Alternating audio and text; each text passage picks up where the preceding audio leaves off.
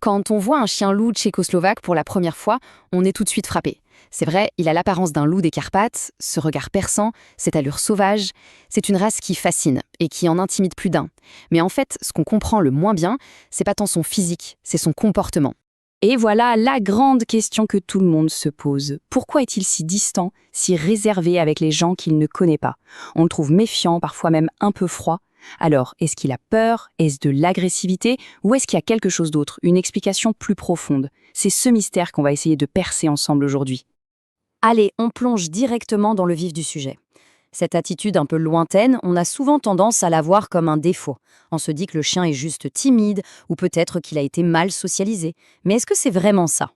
Le réflexe quand on croise un chien, c'est de s'attendre à ce qu'il vienne nous voir, qu'il remue la queue, qu'il demande des caresses. Mais avec lui, c'est souvent tout l'inverse. Il reste en retrait, il observe, il analyse. Et tout de suite, on a tendance à interpréter ça en se disant « Oh là là, il a peur » ou « Il n'est pas sympa ». Mais c'est une lecture complètement erronée de la situation. Et voilà, on arrive au point central. Ce comportement, ce n'est pas un caprice, et c'est encore moins un défaut. C'est même tout le contraire. C'est un héritage, un trait de caractère direct et précieusement gardé de son ancêtre le plus proche, le loup. Maintenant, on va vraiment creuser l'explication. Parce que ce qui, à première vue, ressemble à de la peur, c'est en réalité une stratégie de survie incroyablement intelligente, qu'il tient tout droit de ses ancêtres sauvages. Ici, il faut absolument faire la différence. D'un côté, on a la crainte, la vraie peur, qui est une réaction quasi pathologique, un truc un peu irréfléchi, et de l'autre, on a la prudence. Et là, ça change tout. La prudence, c'est une stratégie. Le chien prend du recul, il analyse la situation de loin, il évalue le risque avant de faire quoi que ce soit. C'est cet instinct précisément qui a permis au loup de survivre pendant des milliers d'années. Et attention, ce n'est pas juste une façon de voir les choses, c'est officiel. Le standard de la race, le document qui définit le chien parfait, eh bien, il exige cette fameuse réserve. Donc non seulement c'est normal, mais c'est une qualité recherchée. C'est une méfiance saine, une vigilance, qui lui permet de rester sur ses gardes. Le chien loup tchécoslovaque, ce n'est tout simplement pas un chien qui accueille tout le monde les bras ouverts. Bon, alors pourquoi ce trait est si présent chez lui? Premièrement, évidemment, l'héritage direct du loup. Deuxièmement, ça le rend hyper connecté à son environnement, il scanne absolument tout, tout le temps. Et enfin, c'est un pur instinct de survie. D'ailleurs, petite anecdote assez parlante, cet instinct est tellement puissant que l'armée a dû arrêter de les utiliser à grande échelle. Pourquoi?